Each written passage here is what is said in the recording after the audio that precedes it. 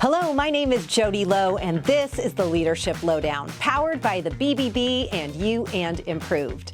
The Leadership Lowdown cuts through the clutter and gets to the heart of what makes businesses tick.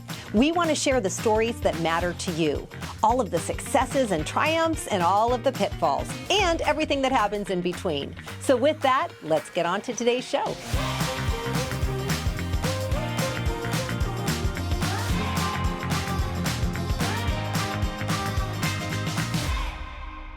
Well, good morning. I am so excited to be sitting across from a dear friend of mine and an amazing leader in our community, Mr. Dave Martin of Martin's Auto Repair. So thank you so much for being here. Hey, Jodi, thank you so much for having me, and good morning, and yeah, it's a real pleasure to be here with you. Oh, absolutely. Well, this is so much fun because so you and I have obviously been friends for a good couple of years, Yep.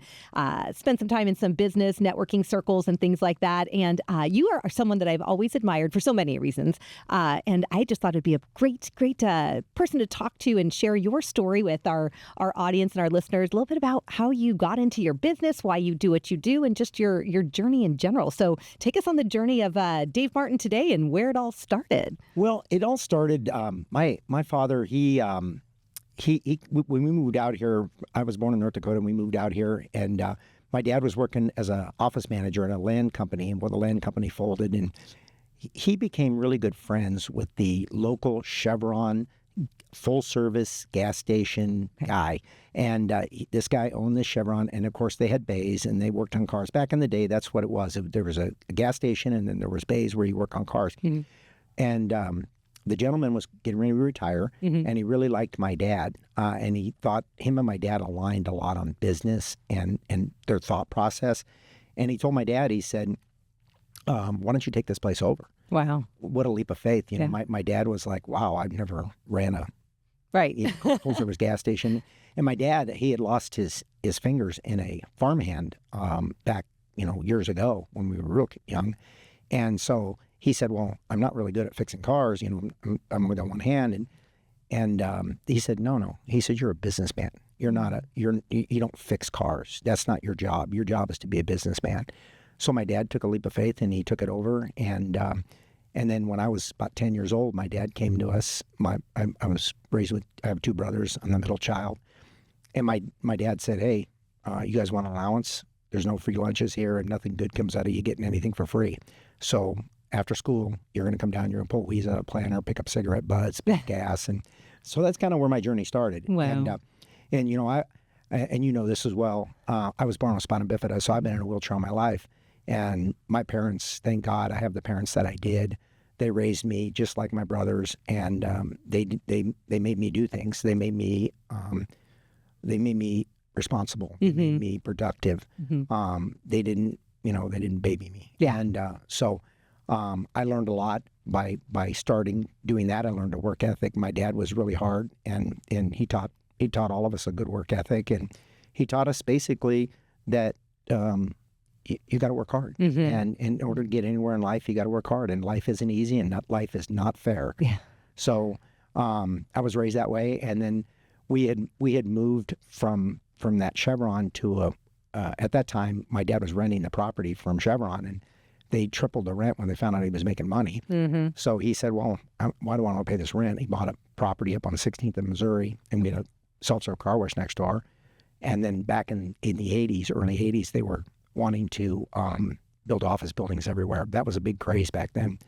So they wanted the corner, so they kept coming in, offering him more and more money, so he finally took it. And then we moved to 16th Street in Clarendon, which is between Osborne and New School Road.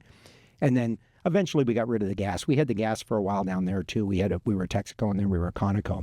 And we weren't a big enough volume facility to get a good price on gas. So it got to the point where we were just subsidizing the gas with the shop. And it just became... why are we doing this? Yeah, right. Yeah. We had to sit down and have a hard conversation on why are we doing this. Yeah. We'd foregoed the gas, and we just went full automotive. And so, but in the meantime, I had been running the place for my dad.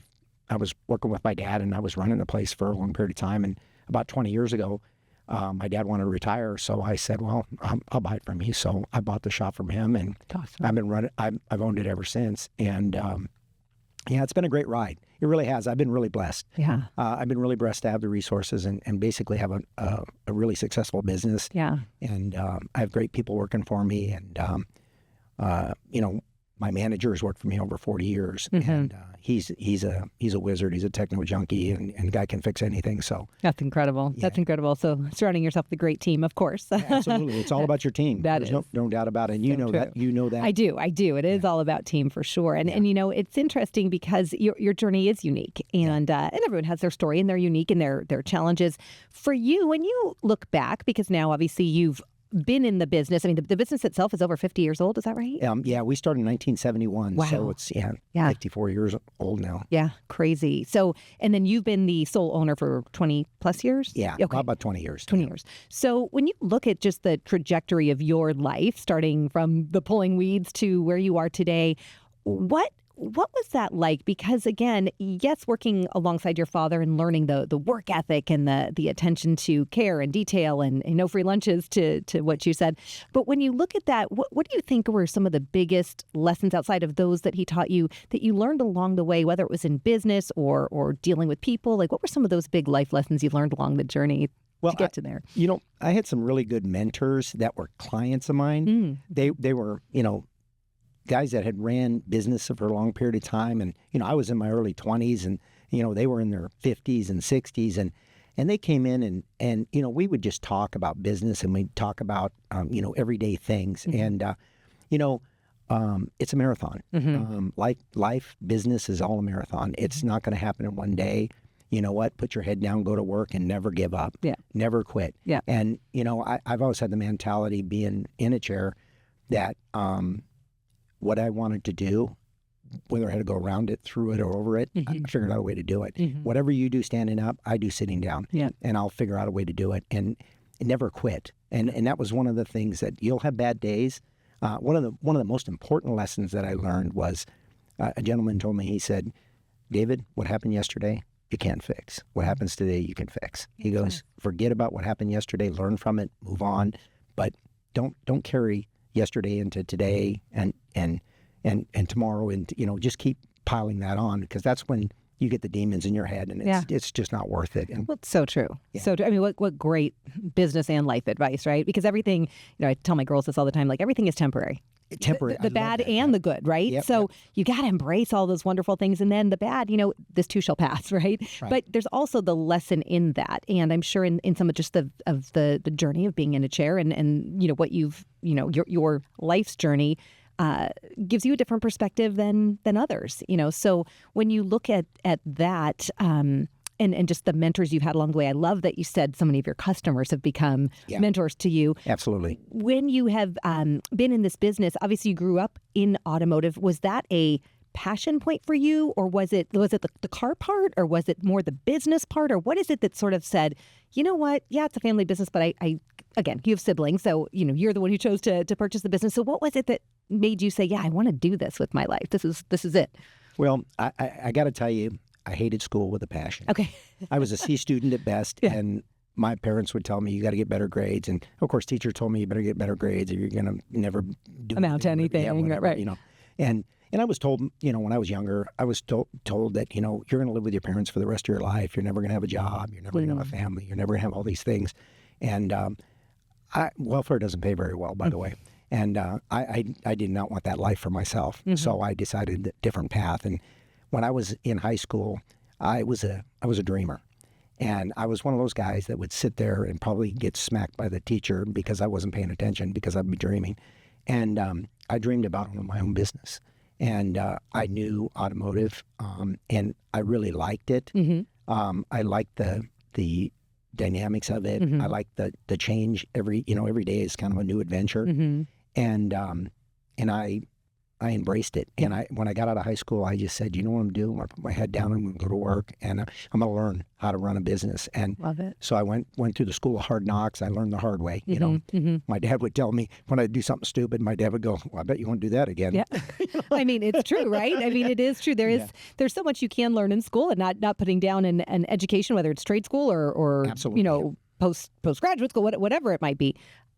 And there's nothing like that firsthand knowledge. You just can't learn until you do, I believe. And you learn so much more from that because you're in it. I totally agree with that too. And I'm one of those guys that you can tell me to read this piece of paper and it'll give you the instructions how to do it. Yeah. That's not how I learn. Yeah. I'm one of those guys that, you know what, you got to put the problem in front of me or have me do it. And once I do it, I understand it and then I figure it out. Yeah. You know? Yeah. So, yeah, and that's just basically what I've learned. Yeah, just doing something hands-on and that kinesthetic learning. Absolutely. So what would you say when, again, being the sole owner now for 20 plus years, what are some of the biggest wins that you've had in the business? Because obviously you are a force to be reckoned with in terms of the industry. People know you, love you, appreciate you, and also know and recognize your business for the ethics and morals and the way in which you conduct business, which is not everyone's choice, especially in the automotive world. A lot of people choose to cut corners and not make the right decision. So what are some of the things you think that has led to the success you've had? Well, you know, it's there again, it's a marathon, but you nailed it right there. The bottom line is do the right thing when nobody's looking. And the thing of it is the staff that I have on there, that they understand how I want things done and they understand that we do the right thing. And when it comes to auto repair, you're right. Over the years, they've had a bad, connotation or a bad image. But I will say this, I've been in this industry a long time and I know a lot of shop owners. And just because we're we became friends, and I would say the majority of the shop owners out there are great people and they really know what they're doing.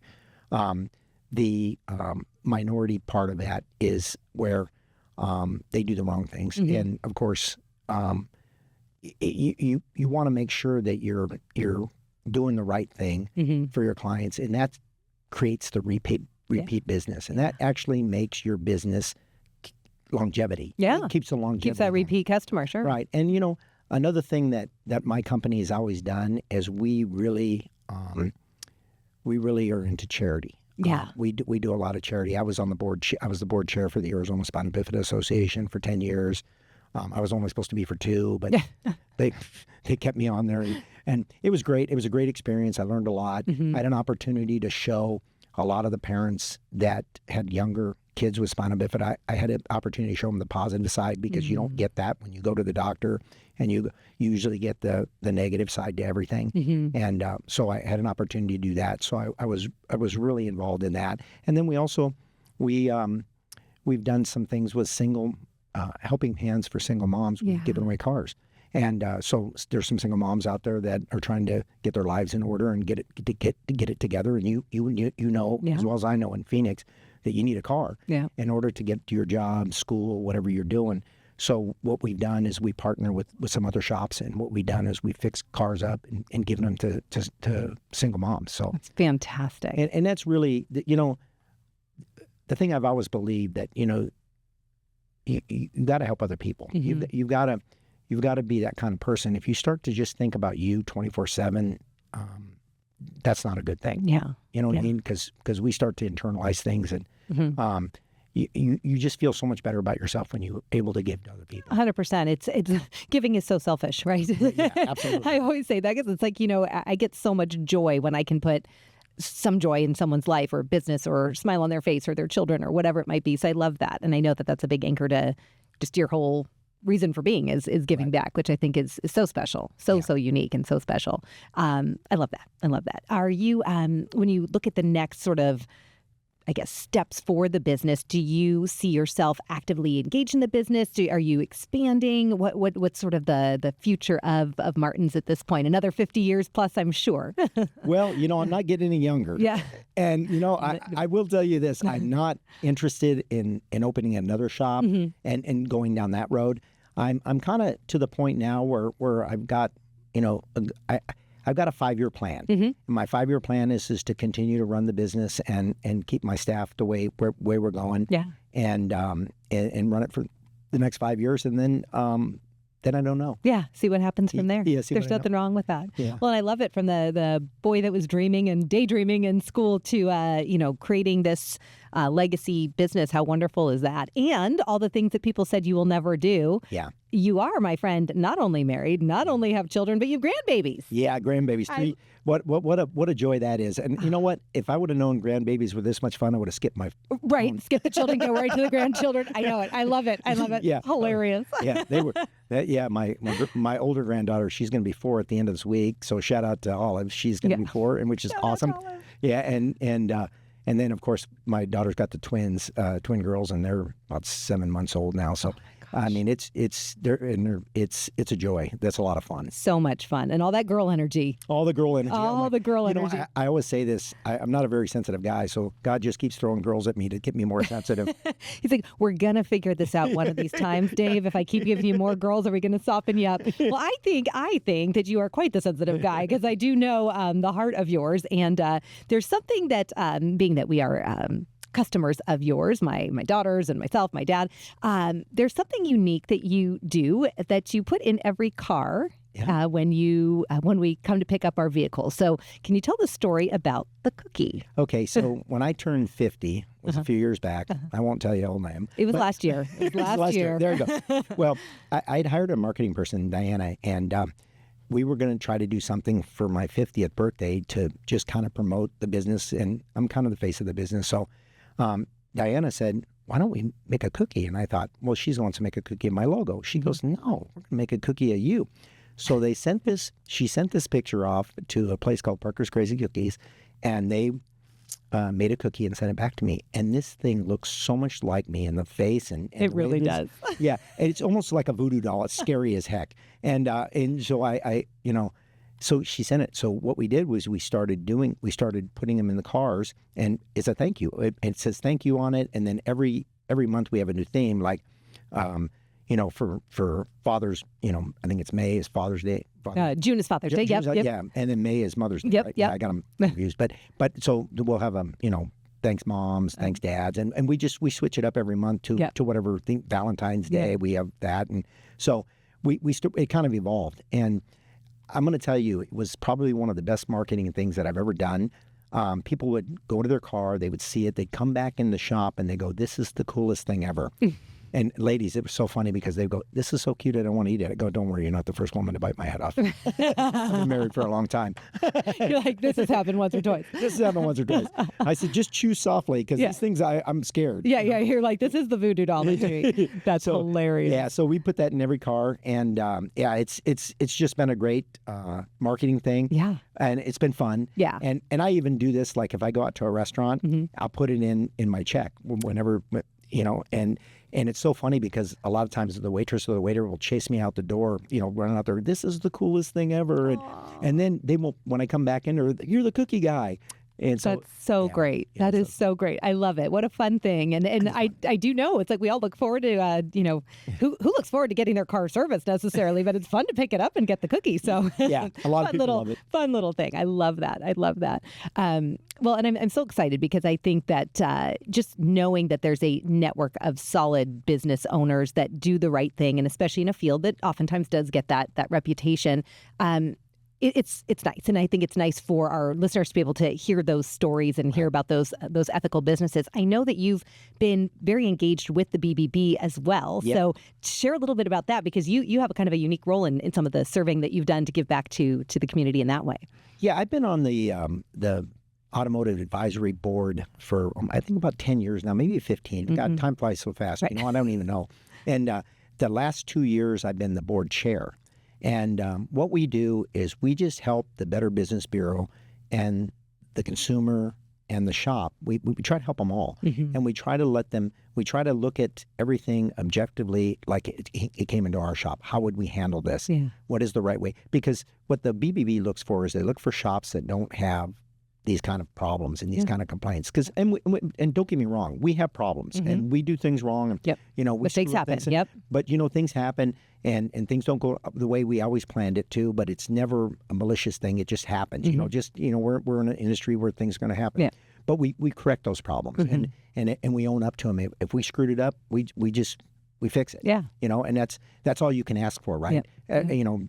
All businesses have their challenges and their things that don't go the way they plan. So we sit with the board, and the board sits with the Better Business Bureau, and we have two great ladies that really kind of facilitate us. They're like it's like herding cats for them, because we are a bunch of crazy guys. Anyway, so we sit down and we look at them and we evaluate them, and then what we do is we give the Better Business Bureau a recommendation of what we think happened here and what direction this should go. Whether the shop should give them a refund, or whether the customer is asking for way too much, or maybe it's the customer's fault. And I'm not saying that in a negative way, but maybe there's some responsibility on their part. Well, it's a way to handle those issues that come up objectively. And obviously it's a small facet of what the BBB does, a big facet, but not the only of many things. And I love, though, that, there's a team of you that really helps support the businesses and support the consumer. I mean, it's a twofold thing, and to make sure that everything is equitable, fair, and handled correctly. So, It should be fair. The thing of it is sometimes the client has some responsibility, and sometimes the shop has, or sometimes both. Sometimes there's just bad communication, and typically that's what I preach. And you know this better than I do. When things get really screwed up, it's usually down to communication. It is. Right? Like literally 99.9% of the time, it's a communication issue. I 100% agree. 100% agree. Well, thank you for all that you do to contribute to the community in that way, too, because obviously you're serving in so many different regards, and you're a busy guy owning a shop. And, it means a lot to know that you're taking care of consumers and businesses out there in that facet. Also, though, with the knowledge that you have from your industry, which is so helpful. Yeah, you know what? And I love it. I actually, we have a good time doing it. And giving back to the community is just something that I've always wanted to do. And when I got in business long enough to where I had the resources, I just decided that, these are the things I'm going to do. And unfortunately, you're just as busy as you're probably busier than I am. I don't know, but I mean, you only have so much time in the day, so you have to kind of. I'm one of those guys that I say yes too much, and I'm trying to curtail that a little bit and get myself into a situation where I'm not, run around like a crazy person. Right. So, so I still want to give back. I still want to help as much as I can. Well, and I think it does get to that point in your business where you get to choose the things you want to give back to, and it's actually how this whole podcast came about, because I was like, there's so many great stories that we need to share, because I think there's so many entrepreneurs, business owners, folks that have established businesses, big teams, little teams, that can learn so much just from the knowledge and wisdom, of so many of our local and valley community leaders. So thank you for that. And we belong to a networking group together. And you know what? I learn stuff every Thursday when we go to our meeting. I learn stuff every Thursday from people in there. I've met so many great business owners and so many great entrepreneurs and people that are just really, really intelligent. Well, and when you put those people together, people that, and Dave's referencing the Executives Association of Greater Phoenix, an organization we're a part of. But when you have the ability to get like-minded people in a room on a regular basis, and again, whether it's that or BBB events, there's so many different things that you can plug into in this community that when you lock arms with the right people, I mean, you truly are invincible in this valley, because there's so many people that want to do good and do right and do things ethically and want to support each other. And again, a lot of the groups that you've mentioned and that you're a part of, I know there's other folks in your industry. They are technically competitors, yet you figure out, how can we help each other? There's a lot of cars and a lot of people. How do we all, raise the game for everybody, all do better work together? I love that you said that, because whenever we get younger business owners in there, well, you're my competition. So I always take them to the sidewalk and I go, you see all these cars driving by? Can you fix them all? And they look at me like, no, neither can I. You know what? We need to work together. And with the good shops out there, like I said, I've been in this industry for so long that the good shops out there, we help each other out all the time. We call each other. If one of my scan tools breaks or a piece of equipment breaks and I need help, that everybody's like, oh yeah, bring it down, we'll help you. And it's the same. They call me. I mean, we'll help them any way we can. Yeah, you just have each other's back, and that's a pretty cool thing. Cool thing. Well, I love that, and I wanted to ask you. I have a series of questions that are sort of fun, a little off the wall, so put you on your toes a little bit. But I think it's a fun way to get to know you even better and have our listeners and viewers get to know Dave a little bit better. So here's my first question for you, which is, what is your favorite word? My favorite word. I would have to say resilient. Oh, I like that. That's a big one in your life, I'm sure. Yeah. What about your least favorite word? Can't. Mm-hmm. I hate that word. Yeah. I'm sure, I can never put myself in someone else's position. I can only imagine, though, being resilient and hearing anybody say can't, you're like, yeah, you can. There's always a will. Like you said, over it, around it, through it. We're going to figure it out when there's enough vision and intensity behind that vision. Yeah, I never say I can't do anything. I always say, like, if I'm talking to somebody, I'll say I don't walk. Mm-hmm. And, I never say I can't walk. I say I don't walk. I hate that word so bad that I just didn't want to say it. I love that. Yeah. I love that. I'm a big curator of words and language. So that I'm going to remember that one. I love that.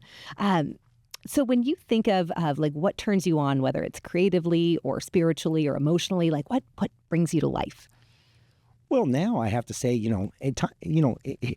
20 years ago, I would have said something totally different. Yeah. But now that you're older, and now that I'm older, I should say, and of course, my grandbabies, they are so much fun, and literally, you're watching them grow, and you're just kind of getting out of your own world, you know, and you're watching that, and of course, I got a beautiful daughter, and she's got these amazing kids, and so these are the things that really kind of inspire me a little bit. And, just really peace. Yeah. I just want, before I was a little bit more rowdy and I wanted to be in the thick of things. Yeah. Now I just want peace. Yeah. Yeah. It's funny, though. I think that is something that comes with age. I think right around the time I turned 50, a couple of years ago, I was like, I just want more calm and peace and joy, and your priorities start to shift, and you start to even see things through a different lens of what matters most. And I get that. I get that completely. Well, and when you get older, you realize the people you want in your life. Yes. And when you get those people, and whether it's 2 people, whether it's 5 people, and typically it's a smaller amount. When you're younger, you think you have 5,000 friends, but you really don't. Yeah. You know what I mean? And then you realize as you get older, there's certain people you want in your life, and then there's certain people really you don't really want. So when you surround yourself with really great people, it just it gives you peace. Yeah, 100%. 100%. So on the flip side of that, what turns you off? What just... Negativity. Yeah. Negativity turns me off. Yeah. I have a hardest time dealing with people that just constantly have something negative to say, or they want to be negative to other people. It just doesn't make any sense to me, because you're alive, man. You're on the right side of the dirt. Yeah. What are you complaining about? Yeah. And I went through a lot of physical challenges and a lot of surgeries and stuff like that. But you know what? I made it through it, and that was yesterday. I mean, it's over with. Let's move on. Move on. Yeah. I love that. I love that. What sound or noise do you love? Sound or noise that I love? Mm-hmm. Well, that's kind of changed too. Back when I was younger, it was the louder cars. Yeah, I was going to say, is it a car engine? What's he going to say? They were real, and everybody had to, headers and all kinds of things on their exhaust system to make that car just, right. And it was loud, it was obnoxious, and I like that. But I don't, you know what? The sound, I guess the sound sometimes it's just quiet. Yeah. You know what I mean? It's just quiet because you get so involved in things, and I listen to music once in a while, but sometimes I just go in my backyard, and sometimes I don't turn the TV on, I don't turn the radio on. I just sit back there and just kind of chill. Yeah, it just goes back to the peace, right? The sound of silence. I love it. I love it. Is there a sound or noise that you hate? Screaming.